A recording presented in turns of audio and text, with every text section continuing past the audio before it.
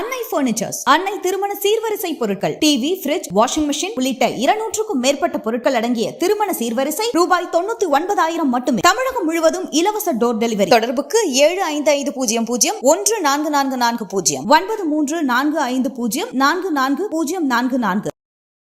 நீதி வழங்கும் போது அண்ணன், தம்பி, சொந்தம், பந்தம், பணக்கார, ஏழை எதையுமே பார்க்க கூடாதுடா.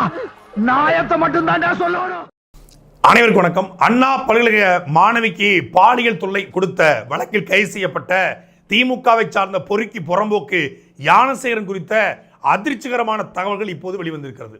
இந்த ஞானசேகரன் பிரியாணி கடை வச்சுக்கிறவன், பகலில் திமுக காரன், இரவுல பாலியல் பொறுக்கி, இப்படின்னு பல முகங்கள் இருந்தாலும் இவனுக்கு இன்னொரு முக்கியமான முகம் இருக்குது. அதுதான் திருட்டு முகம், திராவிட முகம்.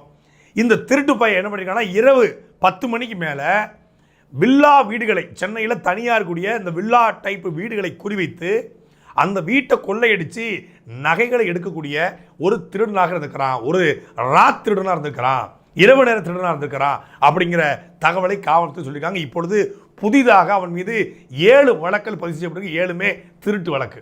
அதாவது ஒரு திமுக காரனா உண்மையாக வாழ்ந்திருக்காங்க. அவன் அதில் நம்ம பாராட்டி அவனை வந்து உண்மையாகவே வாழ்ந்துட்டான், ஒரு ஊப்பியாக வாழ்ந்துருக்கிறான்.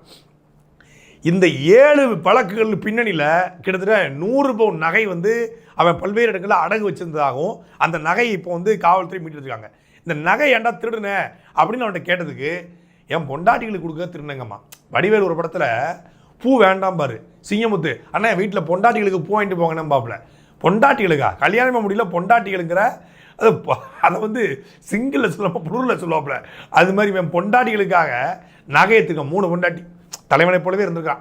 3 பொண்டாட்டி கட்டி, 3ஐயும் அபிஷியலாக கட்டி, 3ஐயும் ஒரே வீட்டில் வச்சு குடும்பம் நடத்திருக்கா பாருங்க. அப்போ அவனுடைய திறமையை உண்மையிலே பாராட்டணும். அது பெரிய திறமை. அது திமுக காரனுக்கு மட்டுமே வாய்க்கப்பட்ட தனித்திறமை. அந்த திறமையின்படி வாழ்ந்துக்கிறான். அந்த பொண்டாட்டிகளுக்காக நகையை கொள்ளையடிச்சுக்கிறான். கொள்ளையடித்த பணத்தில் கொஞ்சம் மிச்சப்படுத்தி அதை கட்சிக்கு நிவாரணமாகவும் கொடுத்துருக்கான், நிதியாகவும் கொடுத்துருக்கான். அதில் கட்சியில் நல்ல பேர் எடுத்துக்கிறான். வட்டச் செயலாளர், கொட்டச் செயலாளர், மண்டச் செயலாளர், சதுரச் செயலாளர், செந்து முருகன் எல்லாரும் கூட நெருக்கமாக இருந்துக்கிறான். மா சுப்பிரமணியம் வரைக்கும் நெருக்கமாக இருந்துக்கிறான். இந்த நெருக்கத்தின் அடிப்படையில் தான் அண்ணா யூனிவர்சிட்டியில் சர்வசாதாரணமாக அவன் போயிட்டு வந்துக்கிறான். இப்போ என்ன பெரிய இதுன்னா, இவன் 100 பவுன் மட்டும்தான் திருடிந்தானா, இன்னும் பல 100 பவுன்களை திருடிந்தானா அப்படிங்கிற கேள்வி உருவாயிருக்கு. இந்த ஞானசேகரன் திருட்டு பணத்தில் தான் கார் வாங்கியிருக்கான். சாதாரண காரில் ஆடி காரு, தார் கார் இவங்கிட்ட கேட்டுக்கு, பண்ணை வீடு, பண்ணை வீட்டில் திருடி, வில்லா வீட்டில் திருடி பண்ணை வீடு வாங்கியிருக்கான். இந்த ராபின் ஹுட்னு சொல்லுவாங்க. அதாவது இருக்கிறவன்ட்ட திருடி இல்லாதவங்களுக்கு கொடுத்தா ராபின் ஹுட்டு, இருக்கிறவன்ட்ட திருடி பொண்டாட்டிகள் கொடுத்தா அவன் ராமசாமி ஹுட்டு. 1 பவுன் நகை வாங்க வழி இல்லாமல் தமிழ்நாட்டில் பல பெண்கள் திருமணம் செய்யாமல் இருக்காங்க. ஒரு பெண் 1 பவுன் நகை வாங்கலாம் வழி இல்லை. தாலிக்கு தங்கம் இருக்கு இல்லையா, அந்த தாலிக்கு தங்கம் வாங்க வழி இல்லாமல் அரசு கொடுக்குற அந்த தாலிக்கு தங்கத்தில் வாங்கி கல்யாணம் முடிக்கக்கூடிய எத்தனையோ குடும்பங்கள் இருக்கு. ஒரு 2 கிராமில் ஒரு செயின் வாங்கிட மாட்டோமா, சின்னதா 2 கிராமில் ஒரு மோதிரம் வாங்கி போட்டுற மாட்டோமா, மஞ்சள் கயிறில் மஞ்சள் கிழங்க போடுறதுக்கு பதிலாக தாலி ஒரு 1 கிராமில் தாலி வாங்கி போட்டுற மாட்டோமான்னு அலையக்கூடிய கிராமங்கள் தமிழ்நாட்டில் எவ்வளோ இருக்குது. ஆனால் இவன் சர்வசாதாரணமாக கொள்ளையடித்து தன் பொண்டாட்டிகளுக்கு 100 பவுன் நகை வாங்கி போட்டிருக்கான். உழைச்சில்லை. ஒரு பக்கம் பிரியாணி கடை, ஒரு பக்கம் திமுக பொறுப்பு, ஒரு பக்கம் இரவு நேரங்களில் பெண்கள் மீதான அத்துமீறல், இன்னொரு பக்கம் திருட்டு. 4 வகையான கேரக்டரா. அந்நியன் படத்தில் விக்ரம் கூட 3 கேரக்டர் தான். இவன் 4 கேரக்டருக்கு 4 கட்ட போட்டிருக்கான். அம்பி அந்நியன் ரமவை தாண்டிட்டான். இவன் வெறும் கொள்ளை சம்பவங்கள் மட்டும் தான் ஈடுபட்டானா, திருட்டு வழக்கு மட்டும் தான் இவன் இருக்கா, பாலியல் குற்றங்கள் இவன் மீது எத்தனை இருக்கு அப்படிங்கிற கேள்வி இப்போது பிறந்திருக்கிறது. ஏன்னா 2012 இவன் இதே மாதிரி ஜெயிலுக்கு போனதாக சொல்கிறாங்க. 2018 இவன் மீதான ஒரு குற்றச்சாட்டு இருக்குது. 2021 இருக்குது. தொடர்ச்சியாக பாலியல் ரீதியாக பெண்களை நிறைய பயன்படுத்தினா இவனுடைய அலைபேசியில் 20க்கும் மேற்பட்ட வீடியோக்கள் இருந்ததாக அன்றைக்கு செய்தி ஊடகங்களில் பரவியது. அப்போ அது குறித்த தகவல்கள் என்ன, அது குறித்து காவல்துறை விசாரித்ததா, இன்னும் எத்தனை பெண்களை இவன் பாலியல் ரீதியாக துன்புறுத்திருக்கான், தன் தேவைக்கு பயன்படுத்திருக்கான் என்பதை தாண்டி அந்த அண்ணா யூனிவர்சிட்டி வாசல் நின்ன காரு யாருடைய காரு, அது யார் பேர் இருந்துச்சு, அந்த யார் அந்த சாருங்கிறத தாண்டி அந்த கார் யார் காரு, அந்த காருக்குள்ள எந்த சார் இருந்தார் அப்படிங்கிற கேள்வி வருது. அதே போல் இவனுடைய தார் காரும் இப்போ வரைக்கும் தெரியல. ஒரு தாரு ஒரு ஆடி காருன்னு சொல்கிறாங்க. பாருங்கள், உண்மையிலே பாருங்களேன், ஒரு சர்வ சாதாரணமாக ஒரு திருடிக்கிட்டு பெண்களை பாலியல் ரீதியாக துன்புறுத்திக்கிட்டு கொள்ளை அடிச்சுக்கிட்டு திமுக ஆட்சியில் சொஃபஸ்டிகேட்டாக வாழ்ந்துருக்காங்க. அதுவும் பட்டா இல்லாத லேண்டில் 3 மாடியை கட்டி நல்லா வாழ்ந்துருக்கிறான். இந்த பெண் மேலே கை வைக்கலைன்னா, அந்த பெண் புகார் கொடுக்கலன்னா இவன் இவ்வளவு வழக்கு வழி வந்திருக்குமா? காவல்துறை விசாரிச்சுட்டே இருக்கும், காவல்துறை தேடிக்கிட்டே இருக்கும். திருட்டு வழக்கில் இவனுடைய ஃபேஸ் மாஸ்க் இருக்குது, இவன் இவனுடைய முக அடையாளங்கள்லாம் பள்ளிக்கரணை காவல்துறை வச்சுருக்காங்க. ஆனால் இவனை தேடுற முயற்சியில் காவல்துறை ஈடுபடலை. காவல்துறை வீட்டு நகையும் பணமும் திருடு போனால் காவல்துறை தேடுவாங்க. எஸ்பி வீட்டில், டிஎஸ்பி வீட்டில், டிஐஜி வீட்டில் திருடு போனால் தேடுவாங்க. எளிய மனிதர்கள், சாமானிய மனிதர்கள் வீட்டில் திருடு போனால் எங்கே தேடுறாங்க? திருடு போனது 10 பவுனாக இருந்தால் வந்து சேர்றது 3 பவுனாக இருக்குது. அதுவும் வேறு நகையை கொடுப்பாங்க அட்ஜஸ்ட்மெண்ட்டில். பெரும்பாலான திருட்டு வழக்கில் நகையே வந்து சேர்றது கிடையாது. பைக்கு திருடு போச்சுன்னு சொல்லி கம்ப்ளைண்ட் கொடுத்தோம்னா பைக்கை கண்டுபிடிச்சா இன்ஜினே இல்லாத, டயரே இல்லாத கூடு தான் கிடைக்கும். இப்போ தம்பி டிடிஎஃப் வாசன்ட்ட ஒரு பைக்கை பிடித்தாங்க, கிட்டத்தட்ட 12 லட்ச ரூபாய் அந்த பைக்கு. அந்த பைக்கை 1 வருஷமாக போட்டிருந்து அந்த பைக்கை பார்க்கும்போது பரிதாபமாக கண்ணீர் விட்டு கதறி அழுகிறானுங்க. அது திருட்டு வழக்கு கிடையாது. அவன் வண்டியை ஸ்பீடாக ஓட்டினா, ஹெல்மெட் போடாமல் ஓட்டினா அப்படிங்கிறது ஒரு குற்றச்சாட்டில் சும்மா வண்டியை சீஸ் பண்ணி வச்சதுக்கு அந்த வண்டியை எப்படி போட்டுக்கான்னா, திருட்டு வழக்கில் பிடிச்ச வண்டிலாம் வண்டிக்கே இந்த நிலைமைன்னா நகை, பணம், இந்த மாதிரி பொருட்கள்லாம் அது காவல்துறையிட்ட போனது வந்து சேர்ந்ததாக, முழுமையாக வந்ததாக வரலாறே கிடையாது. அப்போ இந்த அண்ணா யூனிவர்சிட்டி மேட்டில் இந்த யானசேகர்கிட்ட பிடிச்சது வெறும் 100 பவுன் தானா, இல்லை இதுக்கு மேலே இருக்கா? அதை தாண்டி இவன் 100 பவுன் சொல்றதுக்கு அவன் ஹரிச்சந்திரனா? அவன் எத்தனை 1000 பவுன் திருடினானோ அவனே 100 பவுன் ஒத்துக்கிட்டான்னா இன்னும் எவ்வளவு பவுன்கள் திருடி இருப்பான். ஆனால் இவனுடைய வழக்கில் தமிழக காவல்துறை துரிதமாக செயல்பட்டுருக்காங்க. ஏன்னா கடுமையான எதிர்கட்சியுடைய அழுத்தம், எதிர்கட்சியுடைய போராட்டம், அந்த சீமானவர்கள் தொடர்ச்சியான அறிக்கை, அதே போல் பாஜகவோட அறிக்கை, அதிமுகவோட அறிக்கை, அதிமுகவோட போராட்டம், இது எல்லாம் சேர்ந்து ஒரு அழுத்தத்தை தமிழ்நாடு அரசு கொடுத்தது.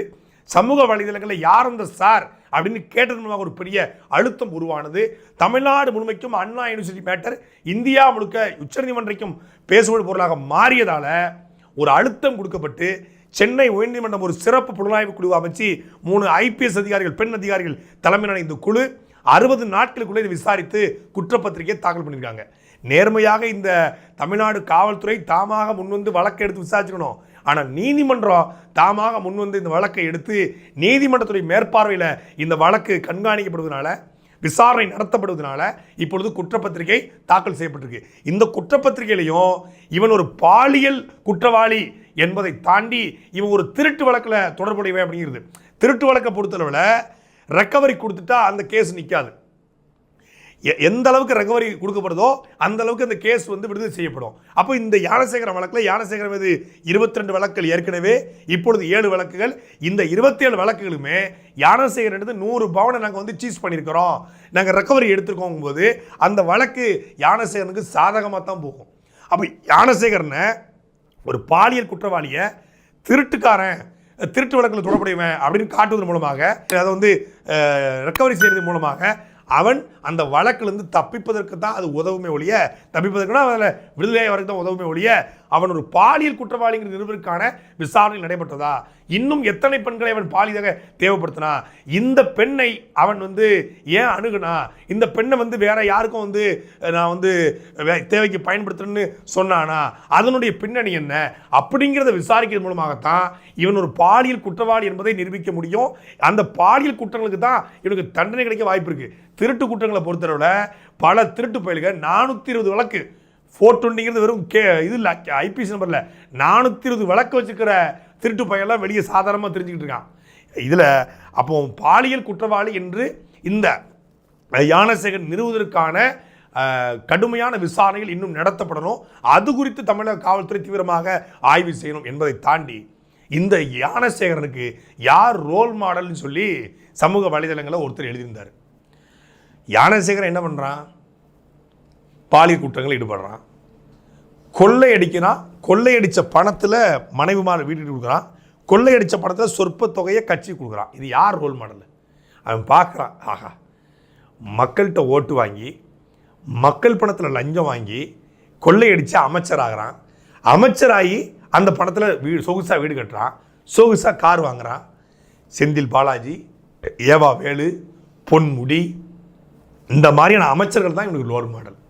அமைச்சர்களை பார்த்தான், நல்ல இவங்க மட்டும் கொள்ளையடித்து வீடு வாங்கலாம், நாம அமைச்சர் ஆகலை, ஊப்பியா இருக்கோம், 200 ரூபாய்க்கு வாழ்றதா, நாமளும் கொள்ளையடிச்சு வீடு வாங்குவோம், கொள்ளையடிச்சு பொண்டாளிகளுக்கு நகை கொடுப்போம் அப்படின்னு இவனுக்கு ரோல் மாடலா வாழும் சாட்சியாக அமலாக்கத்துறையின் பிடியில் இருக்கக்கூடிய அமைச்சர் பெருமக்களும் திமுகவுடைய முன்னாள் மூத்த தலைவர்களும் தான் இந்த ஞானசேகரனுக்கு ரோல் மாடல். இப்படி திருட்டு, வழிபறி, பாலியல் குற்றங்கள், கொள்ளையடிச்ச பணத்தில் மனைவிகளுக்கு வீடு கட்டி கொடுக்கறது, கொள்ளையடிச்ச பணத்தில் கார் வாங்குறது, கொள்ளையடிச்ச பணத்தில் பிரியாணி கடை நடத்துறது, பெண்களை மிரட்டி அதை தன் தேவைக்கு பயன்படுத்தி எல்லா பொறுப்புகளையும் வைப்பதனால, ஒரு ஊப்பியாகவே வாழ்ந்ததுனால ஐயா ஸ்டாலின் அவர்களை அப்பான்னு கூப்பிடுற அனைத்து தகுதியும் கொண்ட ஒரே நபரு இந்த ஞானசேகரன் தான்.